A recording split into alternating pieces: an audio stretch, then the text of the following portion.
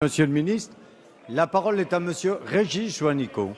Merci Monsieur le Président. Ma question s'adresse au ministre de la Ville, de la Jeunesse et des Sports, Patrick Kanner.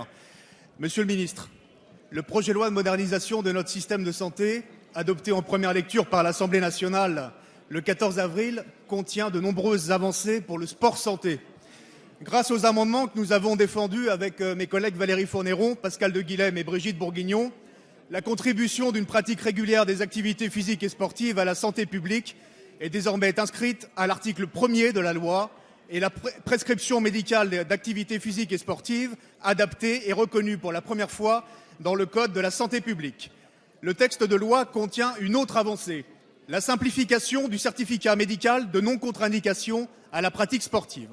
Le caractère systématique et indifférencié de ce contrôle médical en fait trop souvent une formalité pour les sportifs et les médecins qui voient leurs cabinets médicaux pris d'assaut en période de rentrée scolaire ou en fin d'année.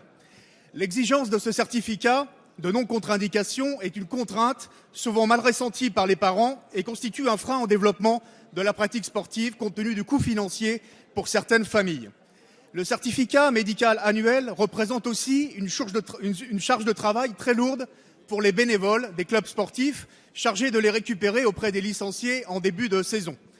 Les règles en vigueur ne sont plus adaptées. Au sein même d'un établissement scolaire, les élèves, collégiens ou lycéens, sont présumés aptes aux cours d'éducation physique et sportive, mais il leur faut obligatoirement un certificat de non-contre-indication dans le cadre des activités organisées par les fédérations scolaires, alors même que le sport dans les associations sportives constitue souvent le premier pas vers une pratique régulière en club.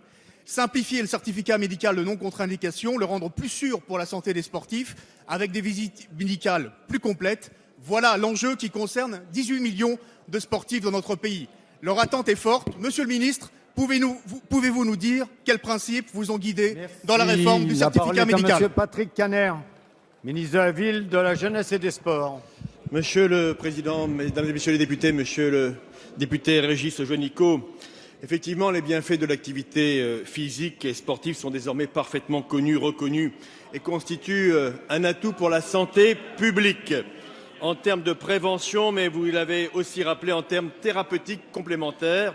Et c'est pour répondre à cet enjeu que le projet de loi de modernisation de notre système de santé a été complété par un travail commun remarquable, je tiens à le souligner, entendu et écouté par Marisol Touraine. Merci aux députés qui vous ont accompagné dans cette démarche. La réforme du certificat médical vise à redonner du sens au suivi médical. Le principe même, je tiens à rassurer les députés, d'une visite médicale permettant d'attester de l'absence de contre-indication à la pratique du sport n'est pas remise en cause naturellement. Mais la fréquence de ce contrôle médical sera désormais adaptée. Le certificat restera nécessaire lors de l'établissement initial de la licence sportive, puis tous les 2 ou 3 ans suivant le type de sport. Un décret viendra préciser le sens de cette mesure. Pour renouveler sa licence auprès de la fédération, le sportif devra remplir un auto-questionnaire de santé. Cela facilitera aussi les choses. Pour les sports présentant des risques particuliers pour la santé ou la sécurité, bien sûr, le certificat annuel restera de vigueur. Deuxième mesure de simplification, monsieur le député, vous avez raison d'y insister. Le médecin pourra désormais délivrer un certificat médical pour plusieurs activités sportives. Enfin, le certificat ne sera plus obligatoire pour avoir accès aux activités sportives organisées par les fédérations scolaires dès lors que l'élève est reconnu apte à la pratique de l'éducation physique et sportive. Voilà, monsieur le député, mesdames et messieurs, des mesures concrètes pour simplifier l'accès à la pratique sportive pour tous les âges, toutes les familles, et le travail continue avec vous.